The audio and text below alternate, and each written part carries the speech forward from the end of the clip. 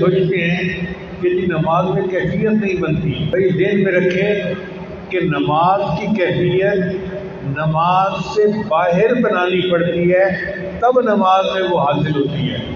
اس کی مثال یوں سمجھیں، ایک آدمی باکسنگ کا مقابلہ طے کر لیتا ہے. اب اس کے لیے اس کو رنگ سے باہر پریکٹس کرنی پڑتی ہے. کبھی وہ جاگنگ کر رہا ہے، کبھی وہ مکے مار رہا ہے ایک پلو کو، اور کبھی کچھ کر رہا ہے، کبھی کچھ کہہ رہا ہے. کوئی پوچھے میاں تم کیا کر رہے ہو؟ کہتے ہیں جی میں پریکٹس کر رہا ہوں تاکہ مقابلے میں ون کر سکوں. اب ایک دوسرا بندہ ہے، اس نے بھی مقابلہ طے کر لیا مگر سویا پڑا ہے، فارغ بیٹھے ہیں، دوستوں میں کھا پی رہا ہے.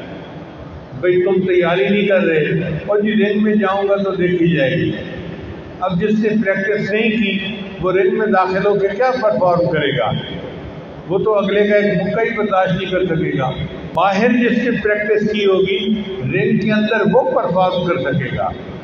اسی طرح ہم باہر جتنا اللہ کا ذکر کریں گے اتنا نماز کے اندر جاتے ہی ہم یکسوئی سے نماز پڑھ سکیں گے. اب اللہ والوں کے بارے میں آتا ہے کہ وہ ایسی نماز پڑھتے ہیں کہ دنیا سے بے خبر ہو جاتے ہیں. اس کی وجہ کیا کہ نماز کے علاوہ بھی ان کی یکسوئی ہوتی ہے اللہ کی طرف، دھیان ہوتا ہے اللہ کی طرف. تو 80-90% تو ان کی پہلے توجہ بنی ہوتی ہے. جب اللہ اکبر کہہ کے نماز کی نیت کرتے ہیں تو ان کی نیت کامل ہو جاتی ہے، یکسوئی کامل ہوتی ہے، اور پھر وہ یکسو ہو کے اللہ کی نماز پڑھتے ہیں. اب فرق کا اندازہ لگائیں کہ ہم نماز میں کھڑے ہیں اور دنیا کے خیال آتے جا رہے ہیں، اور اللہ والے بازار میں بیٹھے ہیں اور اللہ فرماتے ہیں رجال اللہ تلہیہم ولا تجارت ولا بیع عن ذکر اللہ، کہ میرے وہ بندے جنہیں تجارت اور خرید و فروخت بھی میری یاد سے غافل نہیں کرتی. یہ بازار میں بیٹھے ہیں اور اللہ کی یاد سے غافل نہیں ہوتے، اور ہم نماز کے اندر کھڑے ہیں اور ہمیں اللہ کی یاد نہیں آتی، دنیا کی یاد آ رہی ہوتی ہے. اس کی وجہ کیا کہ ہم شناسی دنیا ہیں. نماز میں بھی دنیا کا خیال، نماز کے علاوہ بھی دنیا کا خیال. اب اگر دنیا کی یہ محبت لے کے ہم اللہ کے پاس پہنچ گئے تو ہمارا حشر کیا ہوگا؟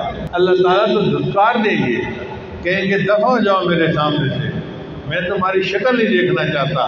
تم دنیا میں گئے اور دنیا کے کتے بن کے رہے، تمہیں بس دنیا کے چھیچڑے چاہیے تھے، وہ تم کھاتے رہے اور دنیا میں لگے رہے، اور میری یاد کے لیے تو تمہارے پاس فرصت ہی نہیں تھی، وقت ہی نہیں تھا. اب میرے پاس کیا لینے کے لیے آئے ہو؟ اس وقت احساس ہوگا ہم کتنا بڑا نقصان کر کے آ گئے. اس لیے ہمیں چاہیے کہ ہم اللہ کے ذکر کے لیے مستقل وقت نکالیں اور اس کو اپنی ضرورت سمجھ کے کریں. آج کل تو علماء بھی اگر ذکر کرتے ہیں نا تو ایک نفلی کام سمجھ کے کرتے ہیں کہ جی ہاں ہم ایک نفل کام کر رہے ہیں. بھئی ہے تو یہ نفل کام، لیکن اتنا ضروری ہے کہ اس کی وجہ سے پھر فرائض ادا کرنے آسان ہو جاتے ہیں.